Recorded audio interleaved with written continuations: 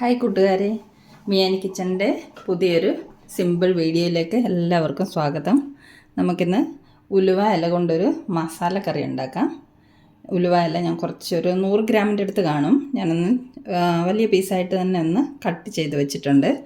പിന്നെ കുറച്ച് 2 മീഡിയം സവാള ചെറുതായി അരിഞ്ഞ് വെച്ചത്, 2 മീഡിയം തക്കാളി ചെറുതായി അരിഞ്ഞത്, പിന്നെ ഒരു 5-6 അല്ലി വെളുത്തുള്ളി വേണം, അതും ചെറുതായി അരിഞ്ഞ് വെച്ചിട്ടുണ്ട്. ഇതൊരു 5-6 കശുവണ്ടി പരിപ്പ് ഒന്ന് അരച്ചെടുത്തതാണ്. അപ്പോൾ നമുക്കിതെല്ലാം കൊണ്ട് പെട്ടെന്നൊന്ന് ഈ ഉലുവ ഇലയും കൊണ്ടുള്ള ഒരു മസാലക്കറി തയ്യാറാക്കിയെടുക്കാം. ചീനച്ചട്ടി അടുപ്പത്ത് വെച്ചിട്ടുണ്ട്. കുറച്ച് നെയ്യ് ഒഴിച്ചു കൊടുക്കാം. കുറച്ച് എണ്ണയും കൂടെ ഒഴിച്ചു കൊടുക്കാം.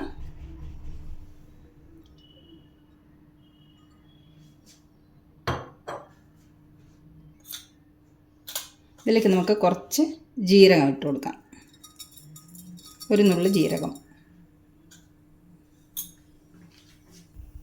ഇതിലേക്ക് നമുക്ക് അരിഞ്ഞു വെച്ചിരിക്കുന്ന ഉലുവ ഇല ചേർത്ത് വഴറ്റിയെടുക്കാം.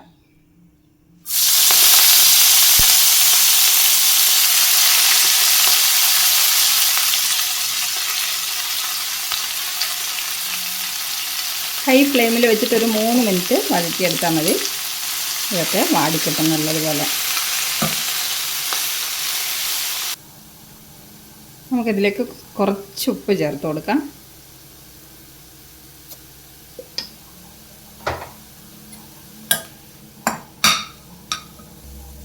ഒരു 3 മിനിറ്റ് കൊണ്ട് നമ്മുടെ ഉലുവ ഇലയൊക്കെ വാടി വന്നിട്ടുണ്ട്. ഇതിനെ നമുക്കൊരു ബൗളിലേക്ക് കോരി മാറ്റി വെക്കാം.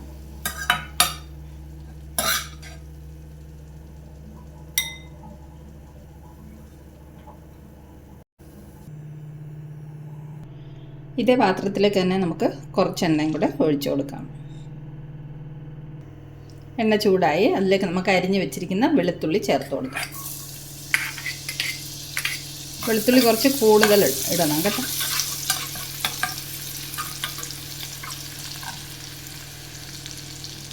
ഒരു മിനിറ്റ് വെളുത്തുള്ളി ഒന്ന് വാടി കഴിയുമ്പോൾ നമ്മൾ അരിഞ്ഞ് വെച്ചിരിക്കുന്ന സവാള, 2 മീഡിയം സവാളയാണ്, ഇതും കൂടെ ഇതിലേക്ക് ചേർത്ത് കൊടുക്കാം. എന്നിട്ട് ഇത് നല്ലതുപോലെ വഴറ്റിയെടുക്കാം.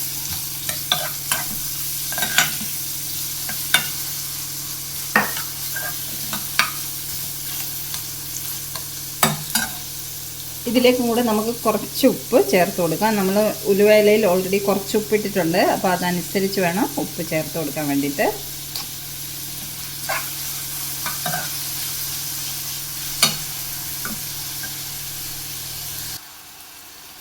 നമുക്കിതിലേക്ക് കുറച്ച് പൊടികൾ ചേർത്ത് കൊടുക്കാം. ഒരു 1/4 സ്പൂണിൻ്റെ അടുത്ത് മഞ്ഞൾപ്പൊടി,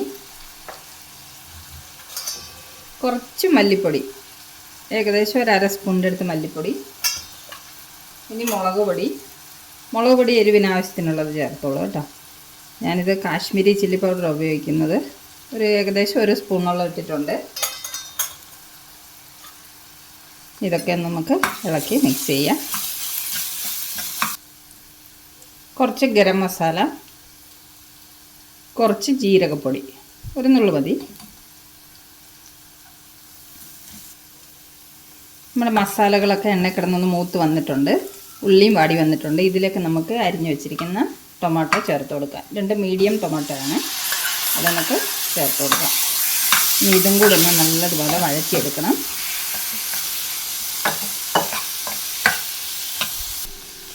നമുക്ക് ഒരു 2-3 മിനിറ്റ് ഈ മസാല ഒന്ന് അടച്ചു വെക്കാം. അടച്ചു വെക്കുമ്പോൾ ഈ തക്കാളിയൊക്കെ നല്ലതുപോലെ വെന്തുടഞ്ഞ് കിട്ടും. 2-3 മിനിറ്റ് ആയിട്ടുണ്ട്. ഞാൻ ഇടയ്ക്ക് ഇളക്കി കൊടുത്തിരുന്നു. ടൊമാറ്റോയൊക്കെ വാടി വന്നിട്ടുണ്ട്. ഇതിലേക്ക് നമുക്ക് കുറച്ച് ചൂടുവെള്ളം ഒഴിച്ചിട്ട് ഈ മസാല ഒന്ന് വേകാൻ വേണ്ടിയിട്ട് വെക്കാം. ഒരു 2-3 സ്പൂണ് ചൂടുവെള്ളം ഒഴിക്കാം.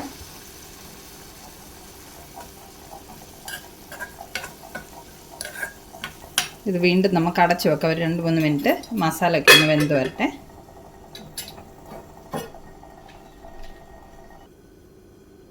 മസാല ഒന്ന് തുറന്ന് നോക്കാം. മസാലയൊക്കെ വെന്തതാ നല്ലതുപോലെ എണ്ണ തെളിഞ്ഞ് വന്നിട്ടുണ്ട്.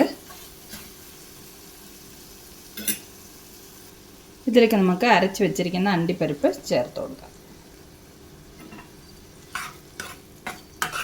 ഗ്രേവിക്ക് നല്ലൊരു കൊഴുപ്പും നല്ലൊരു ടേസ്റ്റും ഒക്കെ കിട്ടും കേട്ടോ. അണ്ടിപ്പരിപ്പ് അരച്ച് ചേർത്താൽ.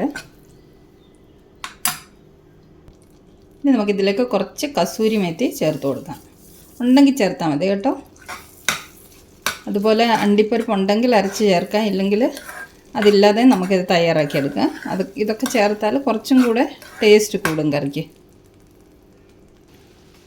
ഇനി നമുക്ക് ഫ്രൈ ചെയ്ത് വെച്ചിരിക്കുന്ന ഉലുവ ഇല ഇതിലേക്ക് ചേർത്ത് കൊടുക്കാം.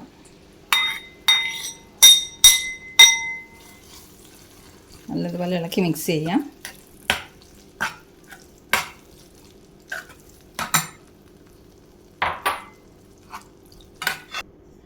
കുറച്ചും കൂടെ ചാറ് വേണമെന്നുണ്ടെങ്കിൽ നമുക്ക് കുറച്ച് ചൂടുവെള്ളം ചേർക്കാം. ഞാനൊരു 2-3 സ്പൂണ് ചൂടുവെള്ളം കൂടെ ചേർക്കുന്നുണ്ട്.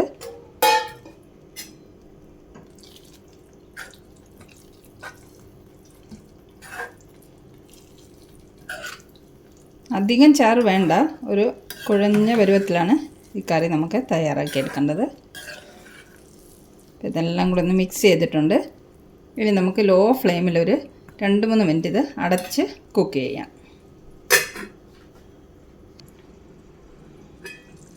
നമ്മുടെ കറിയൊക്കെ റെഡി ആയിട്ടുണ്ട്. നമുക്ക് ഉപ്പൊന്ന് ചെക്ക് ചെയ്യാം. നമ്മൾ ഉപ്പ് വളരെ കുറവായിട്ട് കൊടുത്തിരിക്കുന്നത് 2 സ്റ്റേജസിലായിട്ട്.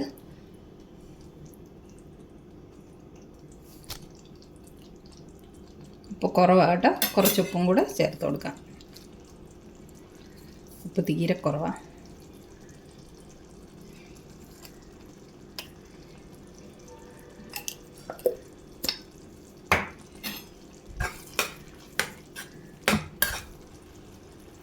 നമ്മുടെ കറിയൊക്കെ റെഡിയായി. നമുക്കിതിലേക്ക് കുറച്ച് ബട്ടർ ചേർത്ത് കൊടുക്കാം, ഒരു ചെറിയ കഷ്ണം.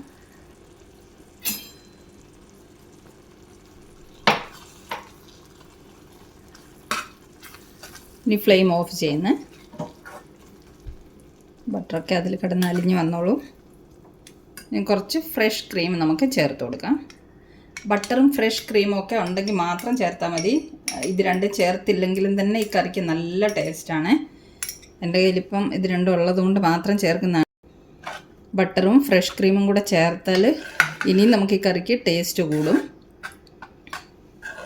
അപ്പോൾ നമ്മുടെ കറി റെഡി ആയിട്ടുണ്ട്. മേത്തി മസാല റെഡി ആയിക്കഴിഞ്ഞ് നമുക്കിനി ഇത് സെർവ് ചെയ്യാം കേട്ടോ.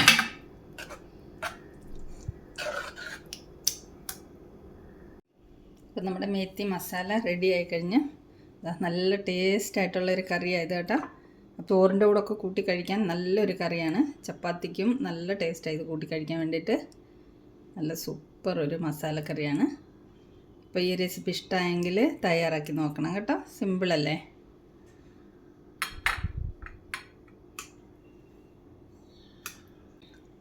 അപ്പോൾ മറ്റൊരു സിമ്പിൾ റെസിപ്പിയുമായി നമുക്ക് മിയാനി കിച്ചണിൽ വീണ്ടും കാണാം. Thanks for watching the video. By.